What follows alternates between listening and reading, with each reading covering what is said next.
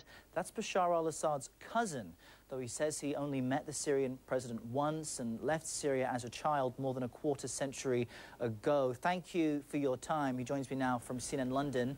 Currently, you head up an organization for democracy and freedom in Syria, but we can't deny the connection of the family tree. I'm just wondering, what is your view of Bashar al-Assad and his handling of unrest in Syria? First of all, thank you for having me. I would like to say that today we need reforms. We don't need a repression.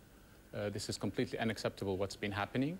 This has started with peaceful demonstrations, going in the street and calling for reforms. And we have warned the Syrian regime not to use any violence against those peaceful demonstrators. But obviously they have not listened. And today those same demonstrators are calling for regime change.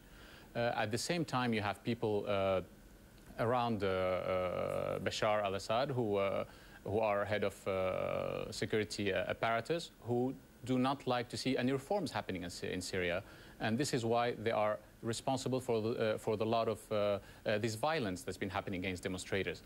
On the other side, we also have some Islamists who would like to use this opportunity to try by resorting to arms and then others to have an Islamist state in Syria. And this, again, unacceptable.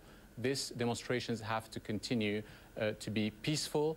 The regime has to meet those demonstrators' demands.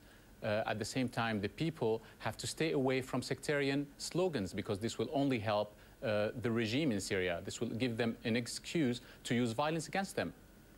We should be very careful about that, and I call all the Syrian people to be very careful about, Well, Ribal, it just seems as though that has continued. I apologize to interrupt.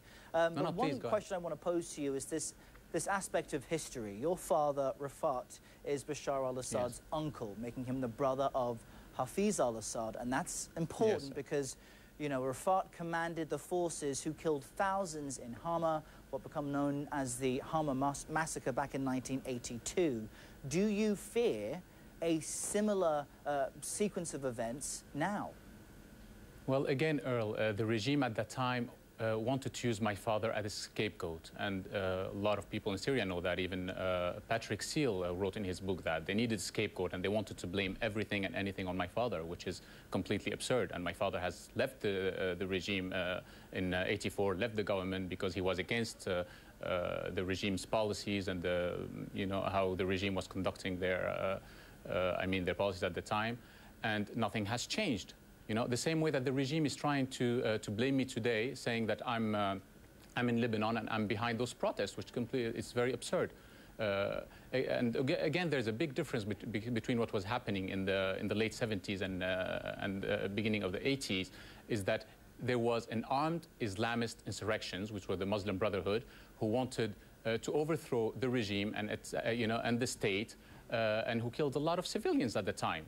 I mean, everybody knows that. There's even a video of Abdullah Azzam, who's one of the founders of Hamas and the teacher of Osama bin Laden, on YouTube, who says that the regime tried to have dialogue, with the Muslim Brotherhood, but at that time, the leader of the Muslim Brotherhood, Marwan Hadid, said that we will not give up our arms. We will continue on fighting until we get an Islamist state in Syria. Okay, well, you're doing what you can to promote democracy. That's Ribal Al-Assad, the director of the Organization for Democracy and Freedom in Syria. And we should note that we have made attempts for the Syrian government to tell us their side of this story, and we have yet to hear back from them. Thank you very much.